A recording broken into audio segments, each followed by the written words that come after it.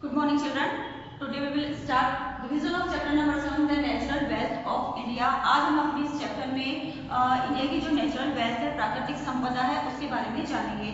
सबसे पहले natural resources. Natural resources are valuable things we get from earth. Natural resources जो है वो ऐसी वैल्यूएबल थिंग्स, ऐसी मूल्यवान चीजें हैं जो हमें अर्थ से प्राप्त होती है। It can be anything that comes from nature.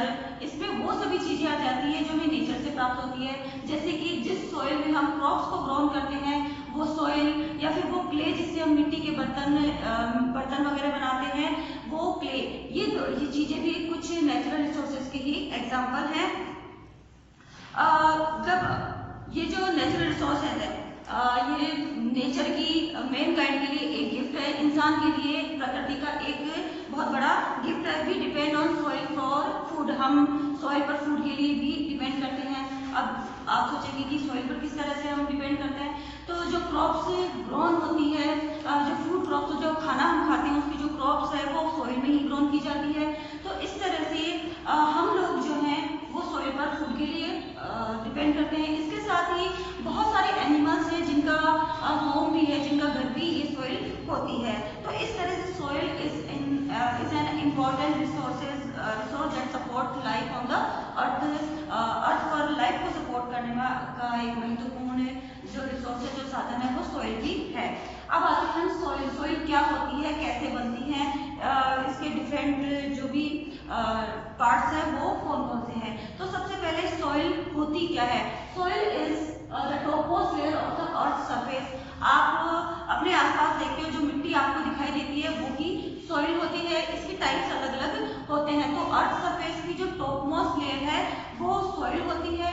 ये बनती किस तरह से है, तो जो बड़ी बड़ी रॉक्स होती हैं वो उनके छोटे छोटे स्मॉल पीसेज में वो टूटती हैं और सैंड और सिल्ट, सैंड यानी रेत और सिल्ट नहीं होती है, मिट्टी जिसके पार्टिकल्स बहुत ज्यादा छोटे होते हैं। तो इस तरह से बड़ी बड़ी जो रॉक्स है बिल्कुल छोटे छोटे पार्टिकल्स में टूटकर सैंड और सिल्ट बनकर सॉइल बनाती हैं और ये अलग अलग जगहों पर होती है। इसके साथ ही कुछ नेचुरल फोर्सेस भी होती है, जैसे कि विंड, रेन, फ्लड। इन ऐसी नेचुरल रिसोर्सेज के द्वारा ये जो सॉइल होती है वो स्प्रेड होती रहती है, एक जगह से दूसरी जगह फैलती रहती है। इसके साथ ही ये जो पार्टिकल्स होते हैं जिससे कि सैंड और सिल्ट बनती है, इसके अंदर कुछ मिनरल पार्टिकल मिक्स हो जाते हैं। Brown layer of sticky humus. Humus होता है जो पेड़ पत्ते होते हैं वो गलकर जब खाद का रूप ले लेते हैं उसे हम ह्यूमस कहते हैं। तो ये जो लेयर होती है ये भी सॉइल में मिक्स होती है, मिनरल्स में मिक्स होते हैं, साथ ही एयर और वाटर ये सब मिक्स होकर के सॉइल बनाते हैं। अब सॉइल जो है वो अलग अलग तरह के कलर की होती है और इसके कलर डिफरेंट होने के भी कुछ कारण हैं।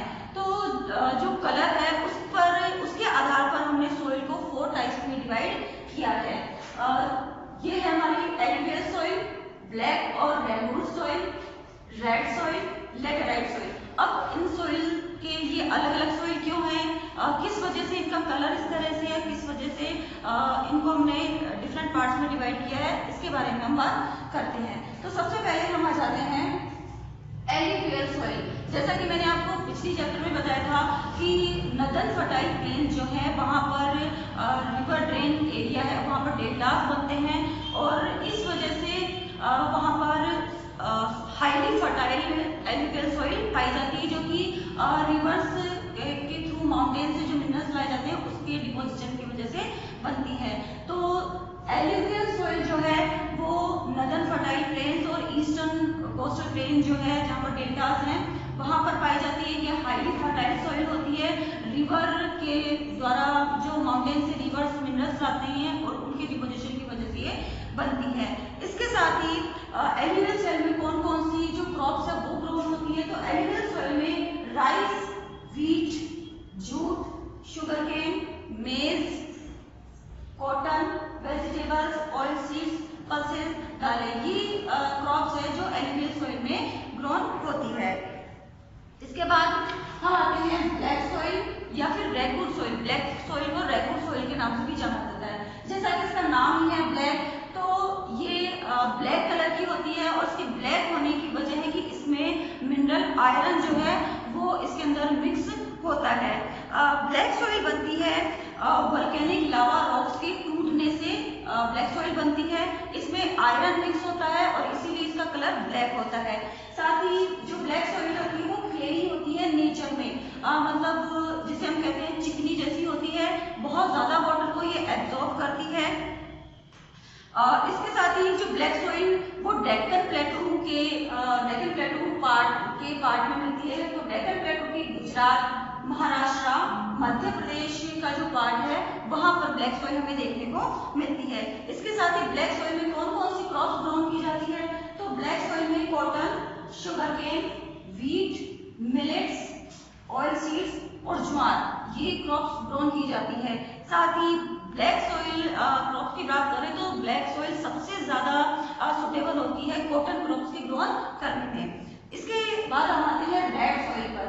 रेड सॉइल जैसा कि इसका नाम ही है रेड, तो ये रेड होती है और ये बनती है जो वोल्केनिक क्रिस्टलाइन जो वोल्केनिक रॉक्स होती है उसके टूटने से।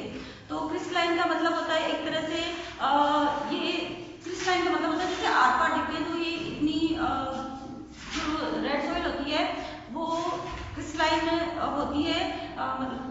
इसके साथ ही रेड कलर इसका होता है क्योंकि इसमें आयरन ऑक्साइड की प्रेजेंस होती है, आयरन ऑक्साइड इसमें प्रेजेंट होता है।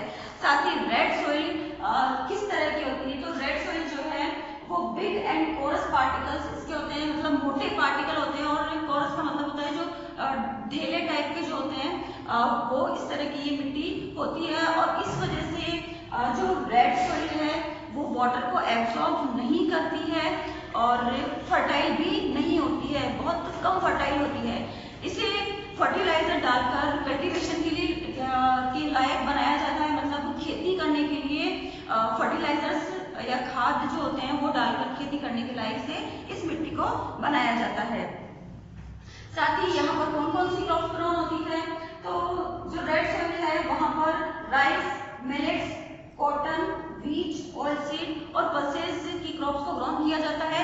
रेड सॉइल जो है वो तमिलनाडु, आंध्र प्रदेश, ओडिशा, मध्य प्रदेश, झारखंड और कर्नाटका में पाई जाती है।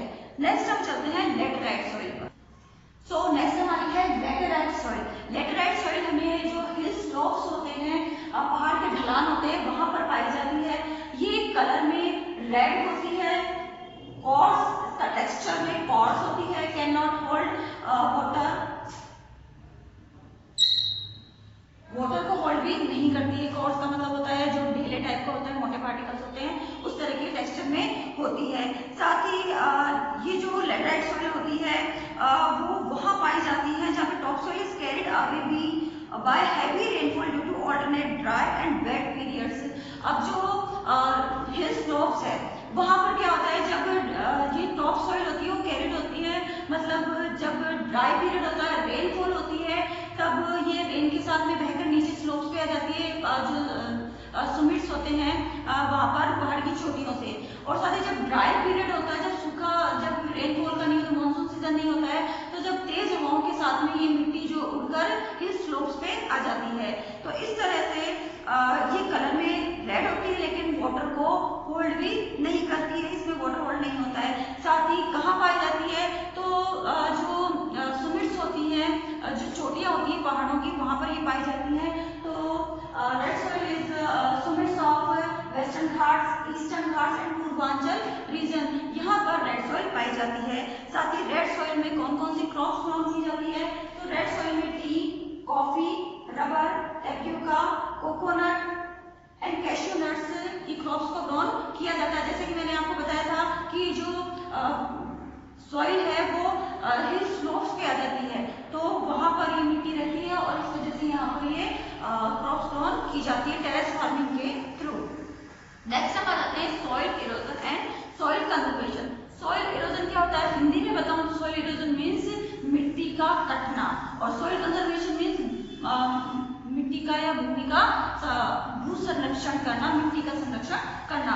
तो सॉइल इरोजन क्या होता है? Soil erosion is loss of soil from land, जमीन पर से मिट्टी का लॉस होना या मिट्टी की कमी होना ही सॉइल इरोजन है। कॉमनली जो सॉइल इरोजन है वो ऐसे एरियाज में होती है जहाँ पर ट्रीज जो होते हैं, पेड़ पौधे, वो कम होते हैं या फिर काट दिए जाते हैं। तो जब रेनफॉल होती है, अब जहाँ पर जब पेड़ वगैरह नहीं होते हैं, तो जब रेनफॉल होती है तो जो वाटर की तेज स्पीड होती है उसकी वजह से मिट्टी उस पानी के साथ में कट करके बह करके चली जाती है। तो बात करें अगर इरोजन की, तो उसके कारण क्या है? तो सबसे पहले सॉइल इरोजन के कारण है कटिंग डाउन ऑफ ट्रीज और डिफॉरेस्टेशन, मतलब प्लांट्स का, ट्रीज का काट दिया जाना या जंगलों का काटा जाना। साथ ही हैवी रेनफॉल जब होती है तो तेज पानी की स्पीड की वजह से मिट्टी उसके साथ में बहकर चली जाती है। स्ट्रॉन्ग विंड्स, बहुत तेज हवाएं भी मिट्टी को अपने साथ में उड़ाकर ले जाती है और वहाँ सॉइल इरोजन होता है। तो ये सब कारण है, ये सब वजह है सॉइल इरोजन होने के। तो हमें क्या है कि हमारी जो सॉइल होती है उसको इरोजन होने से, उसको कटने से बचाने की कोशिश करनी चाहिए।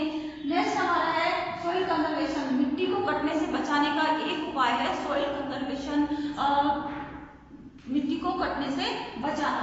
तो सॉइल कंजर्वेशन क्या है? प्रोटेक्टिंग सॉइल फ्रॉम इरोजन, मिट्टी को कटने से बचाना ही सॉइल कंजर्वेशन है। और जो सॉइल कंजर्वेशन है, जो हमारी सॉइल है उसको कटने से बचाना बहुत ज़्यादा इम्पोर्टेंट है, क्योंकि लाइफ को सपोर्ट करती है। अर्थ पर एक बहुत इम्पोर्टेंट रिसोर्स है अर्थ पर लाइफ को सपोर्ट करने का। साथ ही जब सॉइल इरोजन होता है तो जो टॉप सॉइल है वो gate washed away by the wind और एंड रेन। तो जब टॉप सॉइल, जो टॉप लेयर है सॉइल है, वो विंड और जो रेन है उसके थ्रू अपनी जगह से दूसरी जगह चली जाती है। जैसा कि मैंने अभी आपको बताया था कि जब रेनफॉल होती है तो मिट्टी उसके साथ बहकर चली जाती है, या फिर तेज हवाएं जब चलती है तो उसके साथ में उड़कर चली जाती है। तो इस तरह से ये जो सॉइल है उसके इरोजन को हमें बचाना है, सॉइल कंजर्वेशन करना है। सॉइल कंजर्वेशन के भी कुछ मेथड्स बताए गए हैं, वो इस तरह से हैं: एफॉरेस्टेशन और प्लांटिंग ऑफ ट्रीज। एफॉरेस्टेशन और प्लांटिंग ऑफ ट्रीज का मतलब है जंगलों को बढ़ावा देना, जंगलों को काटने से रोका जाना और ज्यादा से ज्यादा पेड़ लगाना। फिर कंस्ट्रक्शन ऑफ डैम्स, जो फास्ट फ्लोइंग रिवर्स है उन रिवर्स पर डैम जो है उनका कंस्ट्रक्शन करवाना, ताकि रिवर की जो वाटर को डैम के द्वारा रोका जाता है, कम स्पीड के साथ उसे उस पानी को जितनी जरूरत होती है उतना छोड़ा जाता है। तो इस वजह से जो फास्ट फ्लोइंग रिवर्स है उनकी वजह से मिट्टी कटेगी। नेक्स्ट है टेरेस फार्मिंग। जैसा कि मैंने आपको बताया कि हिल स्लोप में जब हैवी रेनफॉल होती है तो मिट्टी बहकर नीचे ढलान में आ जाती है। तो इस चीज को रोकने के लिए हमें टेरेस फार्मिंग की जानी चाहिए, ताकि जो प्लांट्स है वो मिट्टी को रोक कर रखें। साथ ही एक बड़ी बात हमने कहा कि एफॉरेस्टेशन करो, प्लांटिंग करो, ट्रीज को प्लांट करो। तो ये क्यों किया जाना चाहिए? क्योंकि जो ट्रीज होते हैं वो मिट्टी को पकड़ कर रखते हैं और मिट्टी को बहने नहीं देते हैं, जिसकी वजह से सॉइल इरोजन नहीं होता है। सो आई होप स्टूडेंट आपको जो हमारी सॉइल है और types of soils, alluvial soil, black और red soil, red soil, red soil, ये सारी सॉइल के टाइप्स, ये सॉइल्स कहाँ कहाँ पाई जाती है, इनमें कौन कौन सी क्रॉप्स ग्रोन